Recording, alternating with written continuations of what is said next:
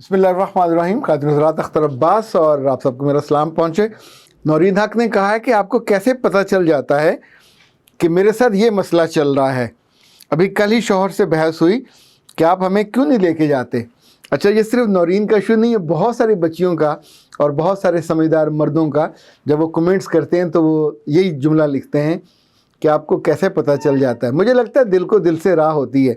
इन्होंने ये तरीका आजमाओ शौहर घुमाने वाला, उसके हवाले से ये लिखा है।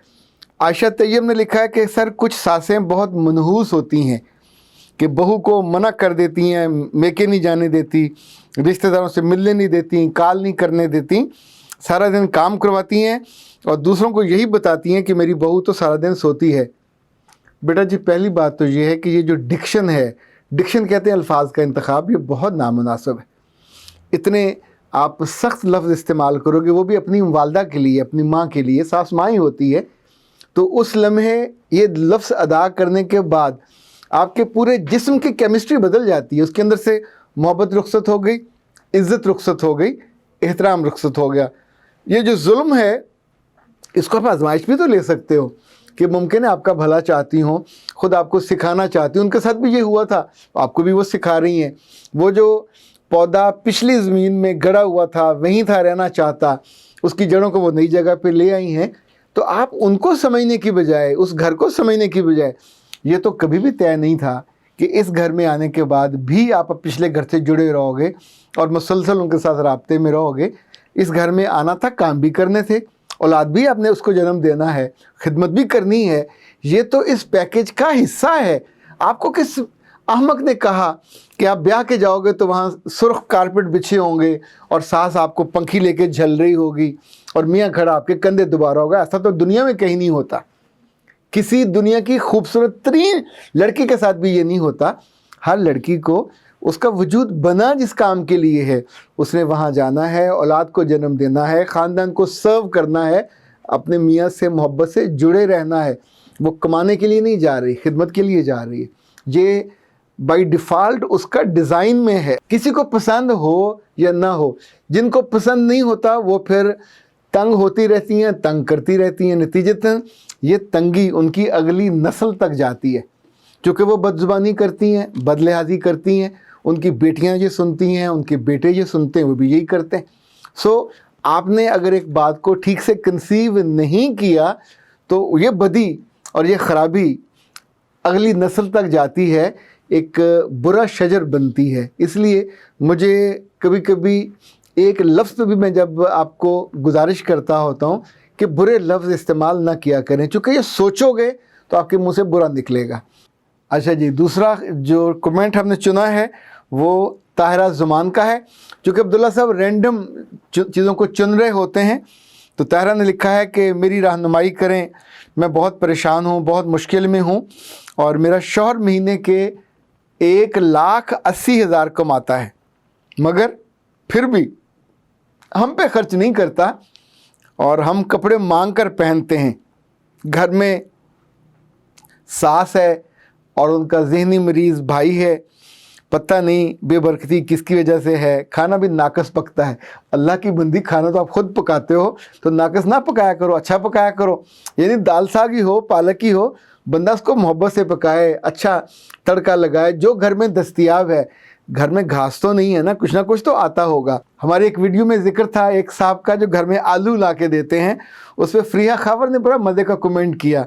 उसने कहा, सर वो आलू खाने वाले भाई से कहो तुम इतने सालों से आलू खा रहे हो तो कभी कभी अपने बाप के लिए भुना हुआ गोश्त ले आया करो, 2 दिन खिलाओ उसको, तीसरे दिन वो खुद मांगेगा कि वो जो भुना हुआ गोश्त था उसमें से कुछ बचा हुआ है तो मेरे लिए ले आओ। आप खुद तो को अच्छी मिसाल बनते नहीं हो, खुद तो को अच्छा काम करते नहीं हो। छोटे छोटे बच्चे हैं जो कमाते हैं, कमा के लाते हैं, और अगर इस तरह का सिचुएशन चल रही हो तो पापा अपने लिए रास्ता, when all the doors are closed, be creative, open the window। बैठ के गिले करने से, शिकवे करने से, बुरा भला कहने से, शिकायतें करने से आलू तो कम नहीं होंगे, आलू तो आएंगे। जो चीज़ लानी है वो तो आपने खुद ही लानी है।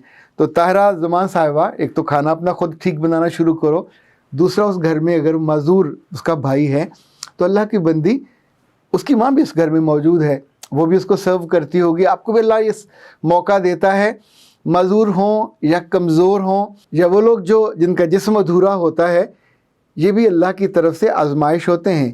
کچھ لوگوں کو رب نے ان کی وجہ سے جنت میں بھیج دینا ہے، اور کچھ کمزوروں کی وجہ سے ان گھروں میں رزق آتا ہے۔ یہ اللہ کے رسول کی حدیث ہے۔ تو جس گھر میں کوئی کمزور ہو، معذور ہو، مجبور ہو، اس کو سر پہ بلا مت سمجھا کریں۔ یہ میرے رب نے آپ کو یا تو اجر دے کے کہیں سے کہیں درجہ پہنچا دینا ہوتا ہے، یا پھر آپ کو گرا دینا ہوتا ہے۔ دونوں چیزیں آپ کے اپنے بس میں ہوتی ہیں۔ اداس چاند نے پوچھا ہے بڑی مزے کی بات، وہ کہتے ہیں how to block people in real life. اداس چاند صاحبہ یا صاحب، ایسا مت سوچئے، ایسا مت کیجئے گا۔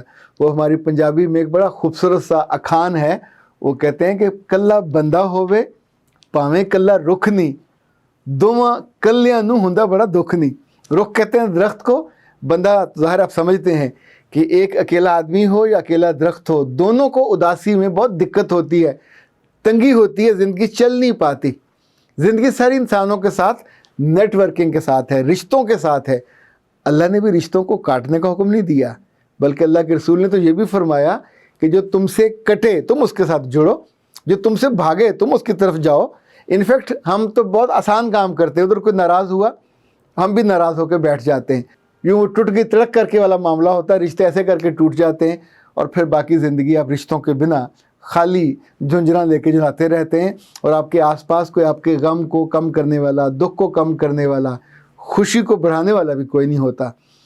حسن سلوک بہت اچھا ہے، اسی طور پہ صلہ رحمی بہت اچھا ہے، اس کا حکم ہے بابا۔ اداس ہونے کی خاص عمر ہوتی ہے، ٹین ایج، جب پہلی محبت ٹوٹتی ہے، خراب ہوتی ہے، کہیں کرش کو خراب ہو جاتا ہے، تو یہ وقتی سے جذبات ہوتے ہیں۔ اگر آپ ان جذبوں کے ساتھ بڑے ہونے چاہو گے اور بڑے ہو کے انہی جذبوں کو لے کے کیری کرو گے، تو آپ دنیا میں اکیلے ناپسندیدہ، کوئی آپ سے محبت نہیں کرے گا، کوئی آپ پہ توجہ نہیں دے گا، کوئی آپ کو اپنی پریفرنس لسٹ میں نہیں رکھے گا۔ غم سے بچنے کا طریقہ ہے، اور غم سے بچنے کے جو طریقے ہیں وہ نہیں ہے کہ بیٹھ کے ورزشیں شروع کر دیں یا دنیا میں اکیلے ہو جائیں، اندر سے کنڈی لگا لیں۔ ایک دفعہ اللہ کے رسول صلی اللہ علیہ وسلم جا رہے تھے، اونٹ پہ تھے، جو حدیث کے الفاظ ہیں، تو حضرت ابو موسیٰ اشعری ساتھ ساتھ چل رہے تھے۔ آپ نے مڑ کے دیکھا اور پوچھا کہ ابو موسیٰ کیا پڑھ رہے ہو؟ تو کہا یا رسول اللہ صلی اللہ علیہ وسلم میں لا حول ولا قوت الا باللہ پڑھ رہا ہوں۔ تو اللہ کے رسول صلی اللہ علیہ وسلم اس موقع پہ اتنی شاندار بات فرمائی، کہا ابو موسیٰ تم جانتے ہو کہ یہ ایک کلمہ 90 بیماریوں کا، 90 غموں کا، 90 دکھوں کا علاج ہے، اور اس میں سے سب سے جو چھوٹا دکھ ہے وہ غم ہے۔ خاتون حضرات، آپ نے 90 فرمایا یا 99 فرمایا، دونوں میں سے کوئی ایک لفظ ہے، یہ دونوں بہت بڑا فگر ہے۔